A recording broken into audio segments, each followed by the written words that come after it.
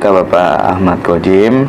Hari ini Pak Kojim, saya ingin memperdalam lagi statement Pak Kojim waktu acara di Boyolali bahwa sebenarnya dulu orang yang misalnya bangsa asing itu kan di sini itu kan mereka cuman tamu gitu ya, ibaratnya cuman ngekos, terus sekarang pengen ngusir yang punya rumah gitu, secara budaya quote and quote gitu ya.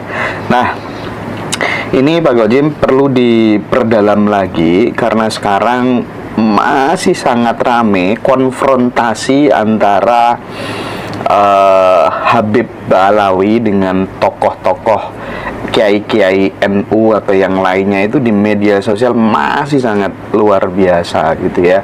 Nah, gimana sih Pak Kojim supaya hal seperti ini tidak berlarut-larut terus? Bagaimana jenengan sebagai seorang guru, sebagai orang tua, apa yang ingin ditransformasikan kepada teman-teman semuanya biar hal seperti ini tidak berkelanjutan terus-menerus gitu?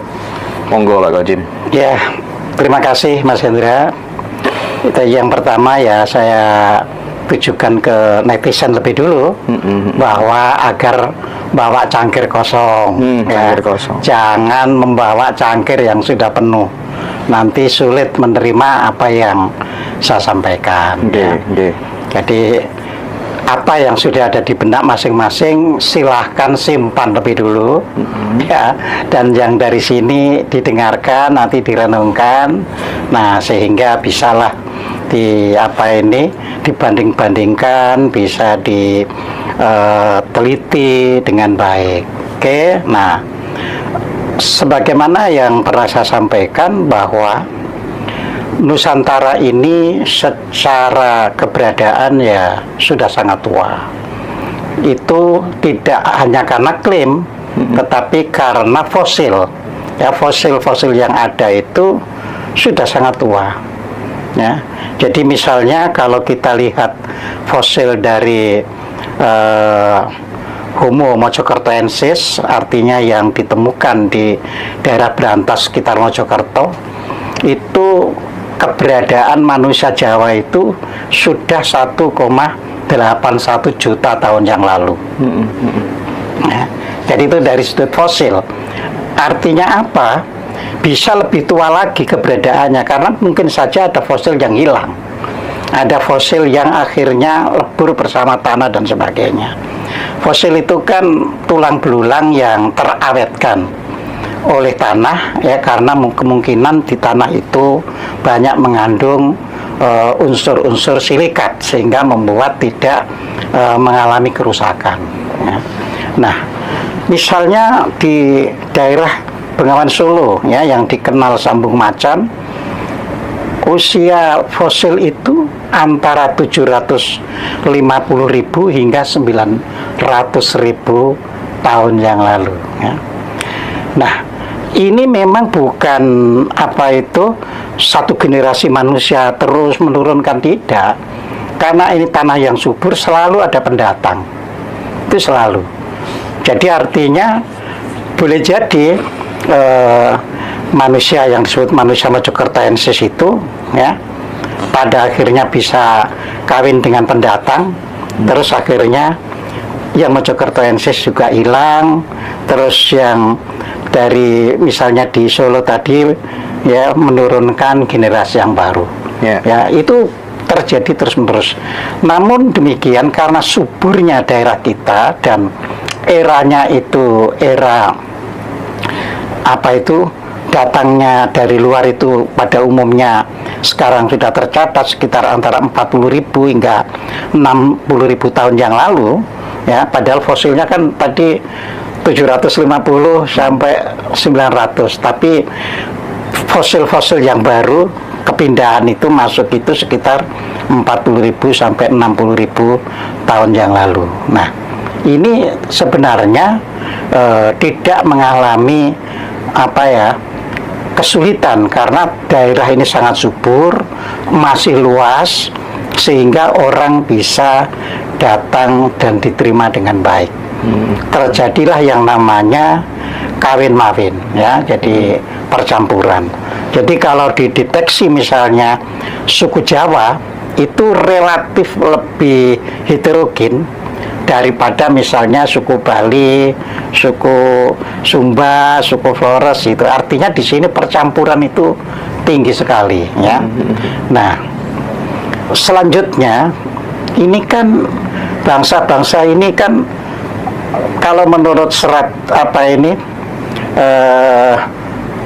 Radia-Radia Ibumi Nusantara, Pustaka Radia-Radia Ibumi Nusantara ya, itu dikatakan bahwa orang luar itu masuk ke Nusantara kebanyakan memilih Jawa. Jadi kebanyakan ya.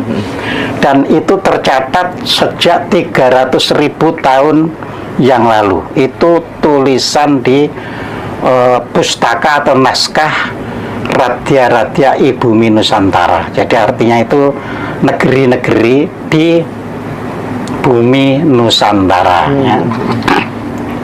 Nah, mereka yang datang ini ya tentunya diterima dengan baik, sehingga terjadilah proses yaitu perkawinan dengan penduduk lokal, artinya penduduk yang ada sebelumnya. Jadi tidak ada masalah ya. Jadi itu lama gitu kan. Terus nanti ada gelombang baru lagi ya, karena yang di luar itu menurut Pustaka Radia-Radia Ibumi Nusantara tadi ngalami paceklik ya, ngalami bencana alam. Akhirnya dia mencari tanah baru. Nah, yang dituju itu kita. Di situ disebutkan mengapa setiap kali ada gelombang manusia menuju Nusantara, kebanyakan itu memilih Pulau Jawa. Nah, di situ disebutkan di dalam Pustaka Radia-Radia Ibumi Nusantara, disebabkan Nusa Jawa itu berarti Pulau Jawa ya, kati swargaloka ibumi, jadi seperti swargaloka yang ada di bumi. Nah, jadi masuklah semuanya ini dengan baik ya ke kita ya kan. Nah, akhirnya menghasilkan ya keturunan kita yang macam-macam. Itulah sebabnya orang Jawa itu ada yang rambutnya dari yang paling lurus hingga yang paling keriting ada, dari yang paling putih hingga yang paling hitam ada ya, dari yang mukanya itu agak bulat sampai yang lonjong ada, dari yang hidungnya paling mancung hingga yang paling pesek ada. Tidak pernah terjadi masalah ya. Nah, era yang menjadi masalah itu sekitar ya mendekati tahun Masehi. Jadi sekitar misalnya 300, 200, 100 tahun sebelum Masehi ya. Nah, itu artinya kalau kita lihat ya tahun-tahun itu di Timur Tengah juga banyak istilahnya peperangan ya. Ya, jadi misalnya kita lihat saja kan Romawi, Yunani dan sebagainya itu sering perang di tahun-tahun itu ya.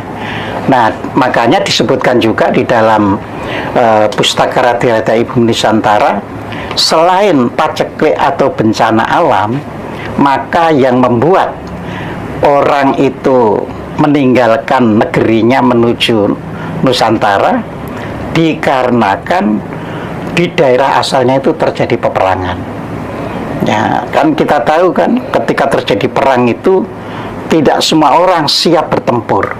Sebagian dengan upayanya yang bagaimana akhirnya harus mencari tanah baru. Dan itu bisa kita lihat hari ini. Bagaimana peperangan di Timur Tengah yang tidak pernah selesai. Ya, mereka ada yang pergi ke Australia, ada yang pergi ke tempat kita yaitu di daerah Puncak, ya kan.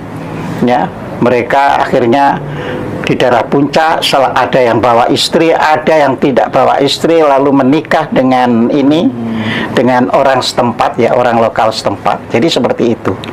Dan faktanya juga kita happy aja nerima, itu memang karakter bangsa kita. Jadi kita itu nerima itu serba baik.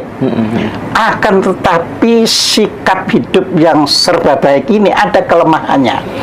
Ya, yaitu tadi ada orang yang memanfaatkan Ya, karena orang ini kok nerimo-nerimo saja jadi dimanfaatkan. Ya, contoh misalnya, yang sekarang aja kalau kita mengambil contoh masa lalu itu kita mungkin sulit menemukan. Nah, itu kan ceritanya kan gitu.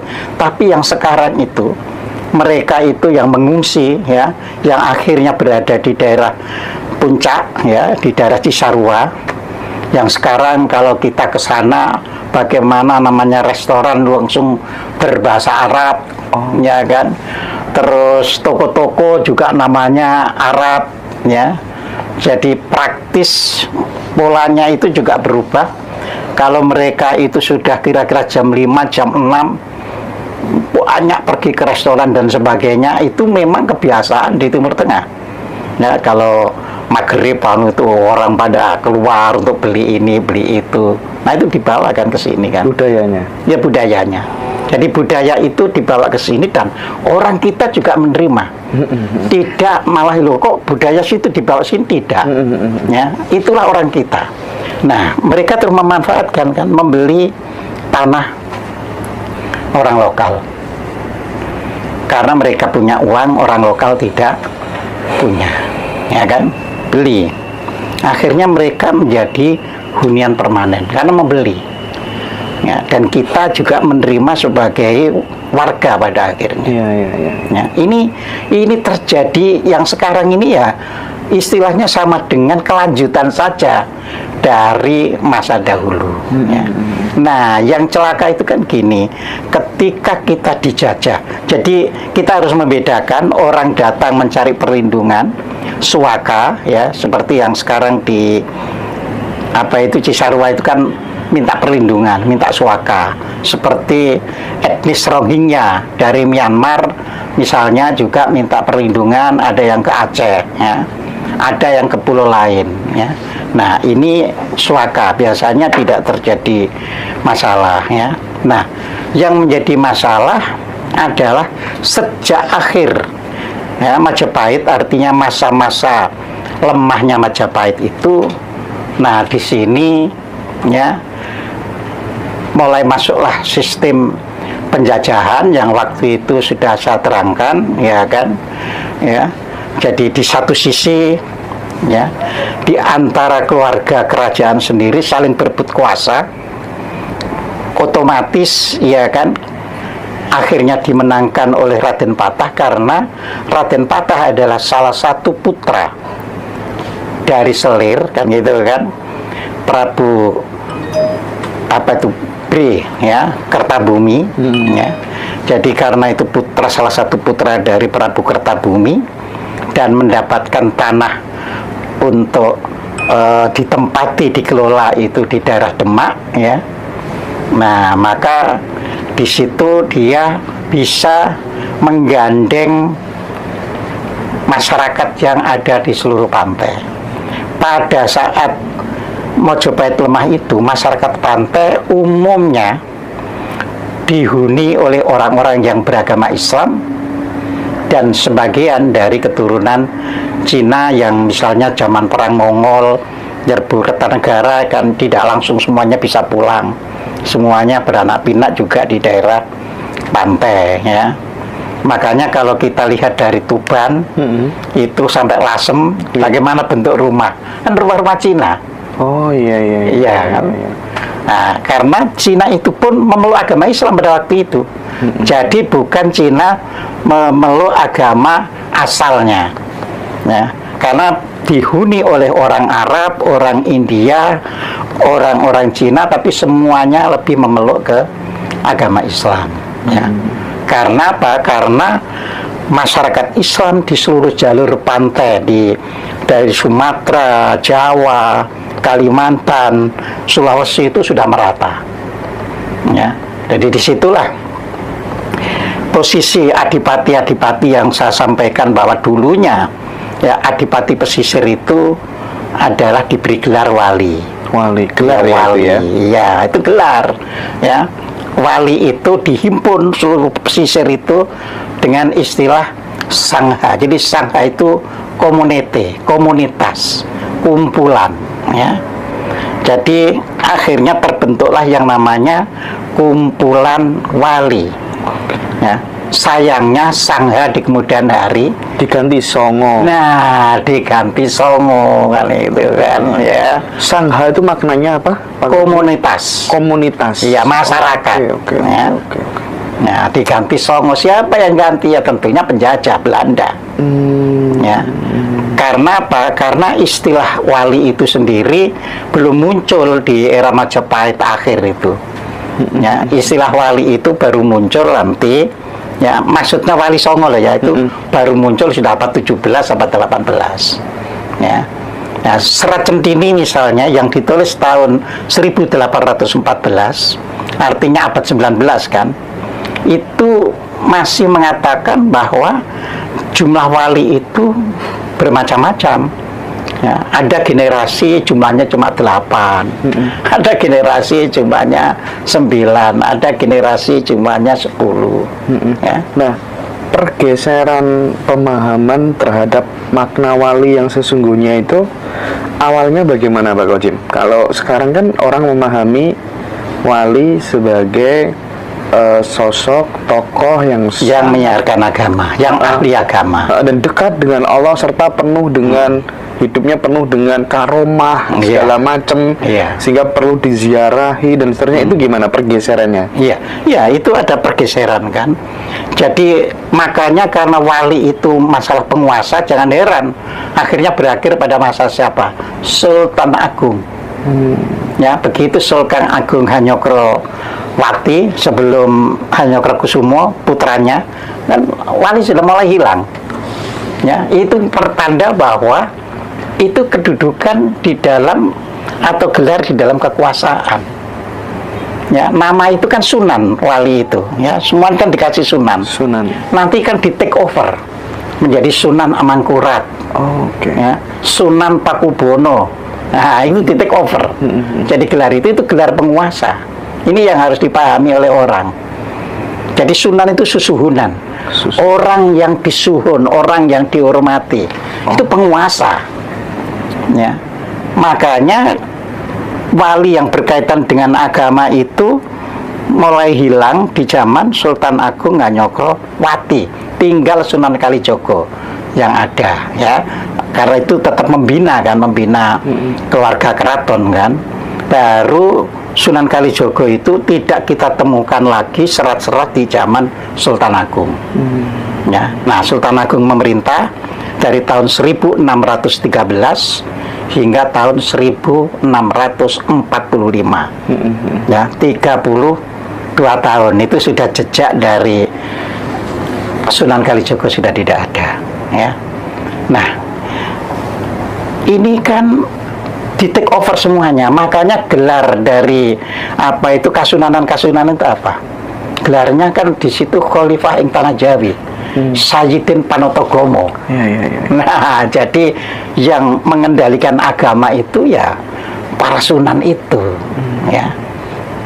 Tapi tidak lagi, karena sudah tidak di pesisir, tidak disebut wali, karena wali itu adalah adipati yang ditempatkan di pesisir. Nah, ketika Belanda masuk, Belanda berdagang, ya. Belanda berdagang, orang pesisir, ya, yang beragama Islam ini adalah kebanyakan orang yang berdagang. Nah, ini kita harus tahu, ya kan? Sehingga Belanda menggunakan apa itu perjanjian perdagangan, selain dengan raja dan sultan, juga mengadakan hubungan dagang dengan orang-orang yang ada di pesisir. Ya, nah, lama kelamaan kan, sebenarnya Belanda mulai mencengkeram, ya. Jadi Belanda itu mulai mencengkeram, ya, wilayah pesisir. Ya, itu wajar karena kan mereka sudah mengadakan perjanjian, sudah diizinkan setor upeti kepada raja dan sultan. Jadi wajar, ya. Nah, di pesisir ya udahlah, ya dibiarkan. Jadi perkembangan agama, ya, di Nusantara khususnya di Jawa itu sebenarnya tidak lepas dari dorongan-dorongan dari pihak penjajah atau Belanda itu sendiri. Jadi tidak lepas dari situ, ya. Nanti misalnya pada abad 19 abad 18. Belanda lah yang sudah menanamkan adanya perkebunan dan sebagainya.